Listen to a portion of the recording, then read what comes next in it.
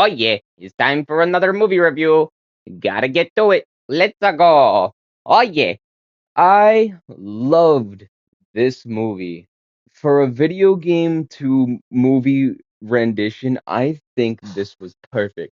Not just that, but it has been a long, long time since I have seen a movie like this that's animated that is so beautiful. It was like watching fireworks the entire time.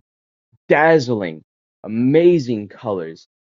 The landscapes were beautiful. I felt like I had actually been sucked into the Mushroom Kingdom myself.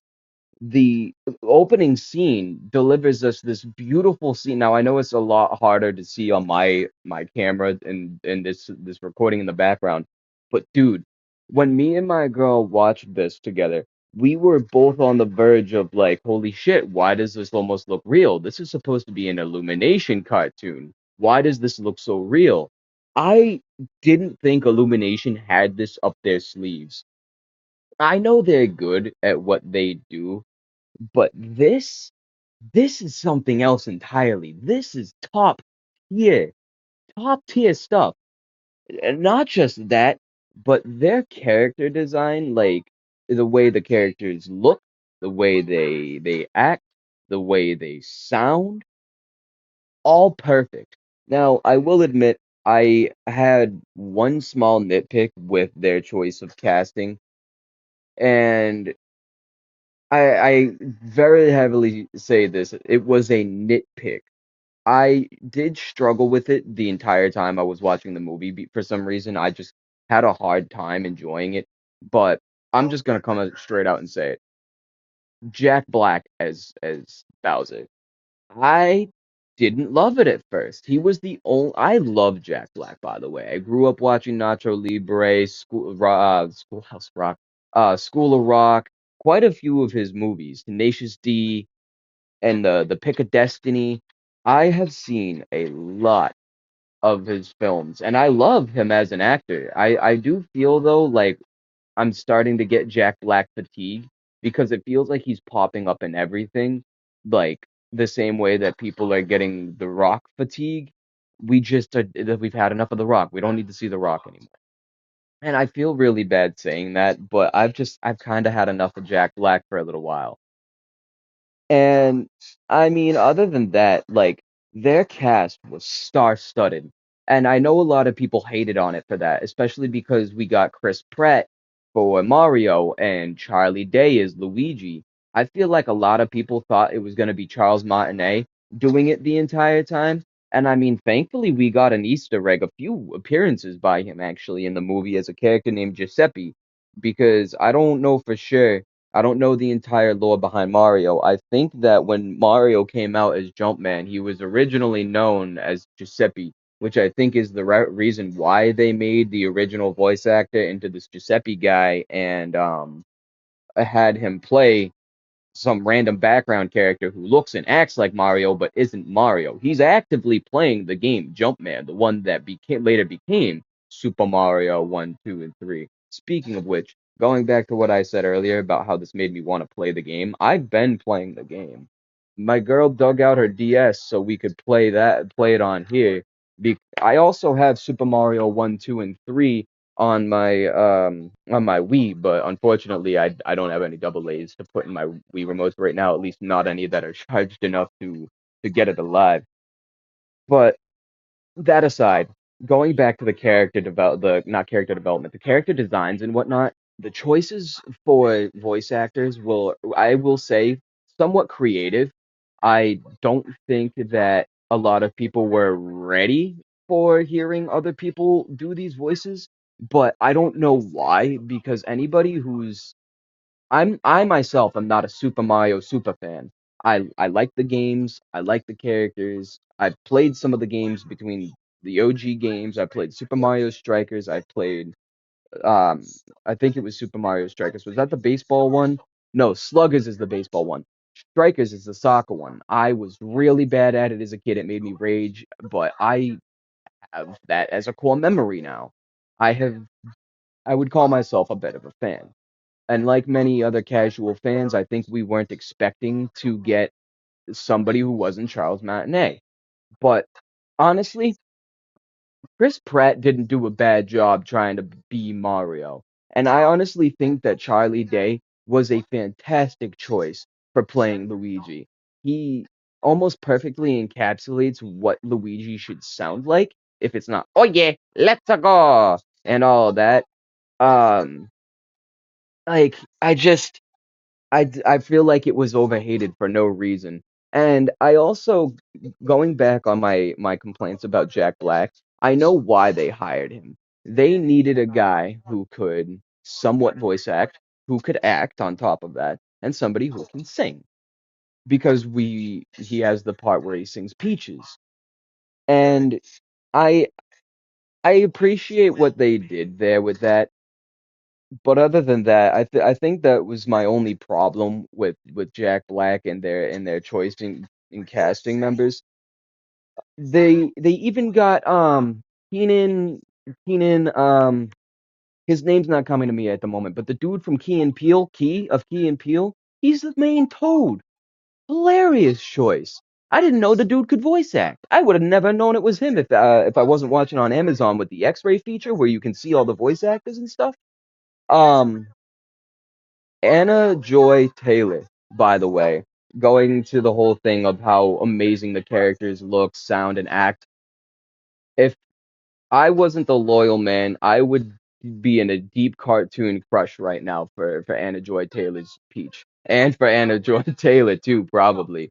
She played her so well. They all the actors played their characters so well. I mean, I know that goes to the writing directors as well, the people who wrote their lines, not just the actors themselves. But I mean, you can't have good line writers and then have bad actors doing the good lines. That's just not going to work. They did it so well. They also did these scene. You can't see it very well. It's the screen. I turned it down as much as I can, but the screen brightness was still too much because I will say the movie was way wicked bright, which is why I compared it to Fireworks. Colorful, bright, eyeball draining. Bring some saline. They did this whole scene where Mario and Luigi are making their way through New York to the background song of No Sleep Till Brooklyn by the Beastie Boys. Chef's Kiss pick, by the way. I love when they use No Sleep Till Brooklyn in Brooklyn scenes. They are going through this stage, jumping around a construction area while Luigi's dragging behind, just like an old ad for one of the Mario games.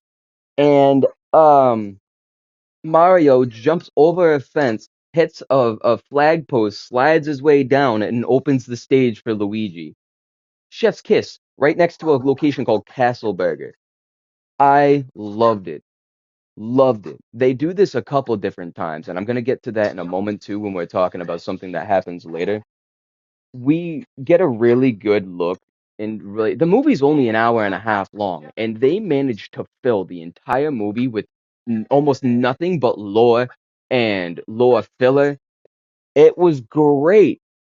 I I've already watched it twice. I watched it once with my girl. I watched it again when before I started this review just to make sure I didn't forget anything, and just so that way it would be like right here in my palm. It they open up with this dog who's trying to get on Luigi's case. Luigi's being his cowardly little self. Once again, they perfectly encapsulating like the lore accurate characters. They're trying to deal with this dog that's beefing with them because Luigi's clumsy ass stepped on his bone and snapped it, and it just destroys the whole bathroom. They end up going home after all this happens. I'm actually just gonna fast forward there, and they introduce us to the Mario Brothers family, who starts busting their balls about a commercial they made earlier on in the movie, which I'm not sure if you guys could see it playing or if the screen was too bright, but they um they have the family here waiting for them. I'm sorry, wait a minute. I need to backtrack. Give me a second. Okay, sorry. I lost my train of thought. I was talking about the ad that they did in the movie. So I had to pull up the show that they got the audio from for the original theme song. I think I said it was the 80s. It was a late 80s, almost early 90s show called Super Mario Bros. Super Show. Hey, paisanos! If any of you guys have seen it, you know how it starts. Anyways, this one starts with a theme song that they wound up using in the movie. And I myself I just recently started watching that as well because I used to watch it as a kid on my dad's computer files. He had it somewhere. And I just thought that was a great touch. The amount of music that they picked out for this between real life well, I can't say real life songs. I mean like real songs by actual artists like Mr. Blue Sky. I have the list right here on my phone. Let me pull it up real quick. So they've got a bunch of songs from the video game specifically, which that's kind of what I was trying to get at. They've got a bunch of video game songs, all from the different video games and from the shows as well. But they also made some amazing picks for songs from actual artists, like Holding Out for a Hero. They use this for a training montage when when Mario gets to Mushroom Kingdom and he meets Peach. They do a training montage together, which I loved this montage. And of course, they made sure to use Holding Out for a Hero, the same song that most people know from Shrek. And I just love that. They used Take On Me, Thunderstruck, and also I thought this was quite interesting. I don't know if this is a reference to Guardians of the Galaxy or not, because Chris Pratt is in the movie playing Mario and he's also Star-Lord. They used Mr. Blue Sky, which, if I'm not wrong, is one of Star-Lord's favorite songs. I mean, I know I mostly remember in Guardians of the Galaxy, it was Mini Groot dancing to the song, and I just thought that was great. They also have a shit ton of Easter eggs in this movie. Going back to how I mentioned that they had the Jumpman game in the background that Giuseppe was playing on, that also happens to be located in a pizzeria called Punch Out Pizzeria. Anybody who's familiar with Punch Out, you'd be probably more familiar with it than I am. I've never played the game. I just know it's a boxing game by Nintendo that exists. They also have in Mario's bedroom. I'm going to rewind a moment here. You might not be able to see it because I noticed how bright the screen was in the scene here. Right here, when Mario's watching his TV, I believe it, yeah, right here. So I know it's really hard to see, but I do believe that is Star Fox's ship right there. And Mario was also playing on an N64. You can see the controllers wrapped up right here. This is a white and blue StarCraft shaped looking thing. I am certainly convinced 100% it's supposed to be Star Fox's craft. I haven't played much Star Fox, so I wouldn't know. There's just mad amounts of Easter eggs. The main guy that you saw them interacting with in the pizzeria earlier in the scene is a dude named Spike, who I don't know which game he's from. I had to Google it earlier. I don't want to pull my phone out again to look at it. But this guy is another original Nintendo game character that wound up getting swept into oblivion because he wasn't nearly as popular as the Mario Bros. His game, I mean, his truck has an old game on it that he was in that I don't know if it featured the Mario Brothers or not, but I don't think it did. They have a good amount of Easter eggs as well that point out towards well, I wouldn't even call it an Easter egg because they do Mario Kart racing in the this movie like three different times. So I don't really know if that's an Easter egg, more of a reference than anything, I would suppose. Um I'm trying to think of any other Easter eggs that I spotted. I thought of one more noteworthy Easter egg. You can't see it very well here, but this toad, he's looking at what's supposed to be a world map, and the world map works on some sort of pixel technology that's 3D and lifts the world up. It looks exactly like a world select screen from any of the Mario games, and I thought that was neat.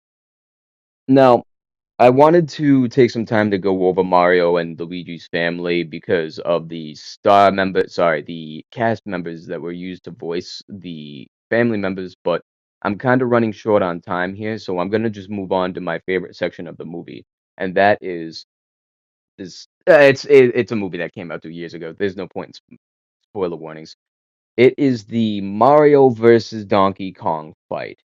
That was a perfect combination of action, comedy, and also more Easter eggs because they wind up duking it out on the same map layout, not the same map layout, but on a bunch of red metal girders like the original Donkey Kong versus Mario game.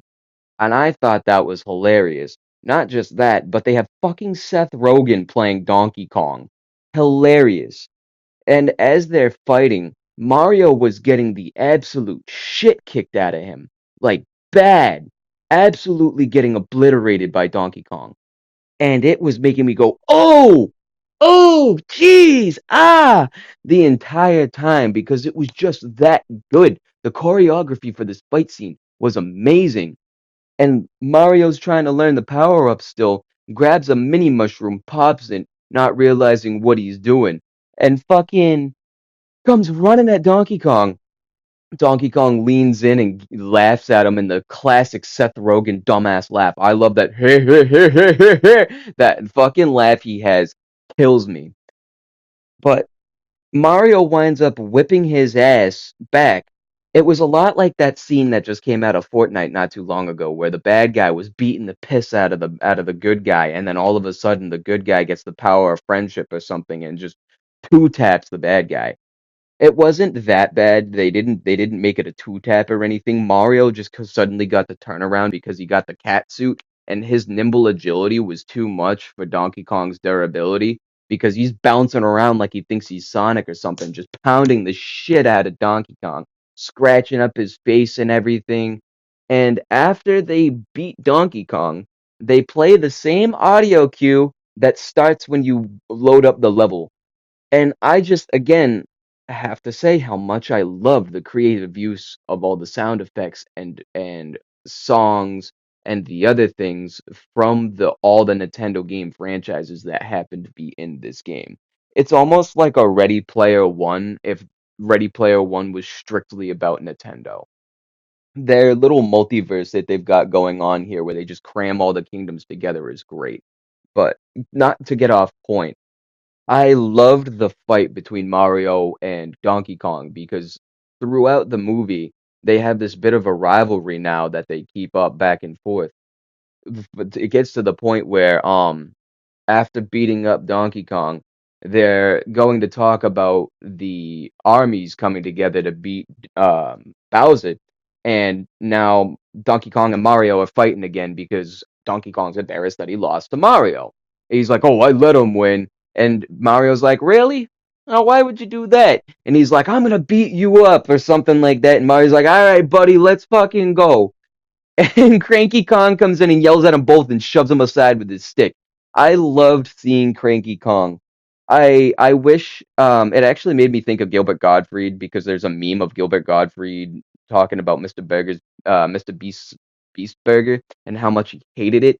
And I just thought that honestly, if he was still alive, he would have made a fantastic background Toad. We got the dude who voices Robin from the Teen Titans as a background Toad, for fuck's sake. Gilbert Gottfried would have been perfect for a Toad. Any of them. I don't care if he was background or the main Toad or this old Toad, just any of them would have been perfect. Going back to the Donkey Kong rivalry, I'm sorry, I keep bouncing around. I'm running out of time, so I'm trying to get everything as fast as I can because I don't want to make this like a half hour long. The whole rivalry. They're riding down Rainbow Road together, and Mario's hitting on the princess. And Donkey Kong rolls up, and he's like, "Dude, is this you flirting? This is so embarrassing. A princess would never go out with you." And Toad pulls up like the true homie that he is, and he's like, "Yes, she would. I know she would. He's a great guy," or something like that. I just love the dynamic between the characters. I could go on about this for another 20 minutes if I wanted to, but I am out of time. So if you guys want to see a second part, you guys are gonna have to let me know. I'm telling you, if you haven't watched the movie already, it's on Amazon Prime now. You need to watch this movie. I hope I didn't give out too many spoilers. I hope I didn't ruin anything for anybody by pretty much telling you how the movie went. There's a lot of stuff I didn't go over, but final thing. This movie made me desperately want a Luigi's Mansion movie in this same format and a Mario Galaxy movie in the same format. which they may have been hinting at, by the way, because I'm gonna extend this just for a couple minutes longer to show you guys this. Check this out. So they have the Luma Lee characters. These little star guys from Mario Galaxy. I forgot to mention I played that one as well. So I am hoping if the Luma Lees are being shown in this game, I am hoping, praying even that we get another movie. I desperately want it to be Luigi's Mansion first and then Mario Galaxy next. Because Luigi's Mansion would just go so fucking hard, dude. I guarantee you it would be perfect. If they could do it as well as they did this, it would be an amazing movie. My fucking I would kill for that. Mario Galaxy, I could see that being a potential flop, I'm not gonna lie, but I still want to see it. I don't care if it doesn't do well in theaters. I would watch the shit out of that. Okay, I'm gonna call it here. Thank you guys so much for watching, especially if you watched to the end. I know you guys love these reviews, so I've got a few more that I'm gonna be pumping out. If you haven't seen it already, check my posts on my community page. I've got them all listed there. I love you guys. See you next time. Maybe at the next stream. Tomorrow's Thursday, so peace out.